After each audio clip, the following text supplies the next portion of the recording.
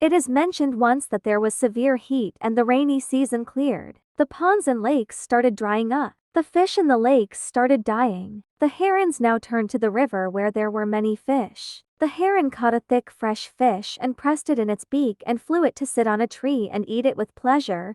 But the fish was also strong, flapped loudly and fell free from the heron's beak. Thus, freed from the beak of the heron, it fell down. Many small and big frogs lived inside this well for many days. They were very surprised to see the fish. They had never seen such a thing. A big frog came boldly and asked the fish, "Who are you? Where did you come from?" The fish told him, "I am a water creature. They call me a fish. I used to live in the river and the river is my home."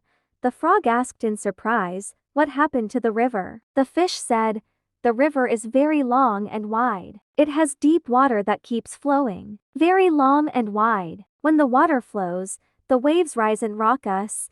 The frog jumped to one side of the well and came swimming from there and asked the fish, "Is the river so wide?" The fish said, "No, brother frog. This distance is nothing. The river is much wider." The frog then jumped to the other side of the well. Then he came swimming from there and asked the fish, "Is the river so long?" The fish laughed and said, "No, no, frog. This distance is nothing. The river is miles long." The frog looked at the fish with wide eyes and said, "You must be kidding me.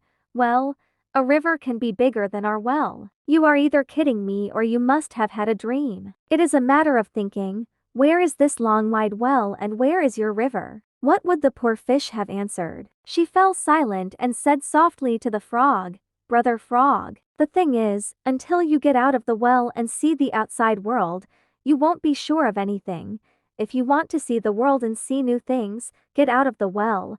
But the difficulty is that your well is really very deep. I think that I got out of the beak of a heron, but how will I get out of this well?" It was not long before some children came to this side in search of water. They had a bucket and a long rope in their hands. A boy tied the bucket with a rope and put it in the well. Along with the water in the bucket came fish and frogs. A boy shouted happily, "Friends, we put the bucket to draw water." "Where did these fish and frogs come from?" The other boy said, "Where did this poor fish come into this well? Let's release it into the river. We need water." They were very kind children that they felt sorry for the plight of the fish. They ran to the river and released the fish and frog in the river. If the river water was as clear as the well water, they would have taken water from the river. When the frog saw the river, he was surprised. Now he began to believe what the fish said and thought that now I will go back to the well and tell the other frogs that what the fish was saying was true.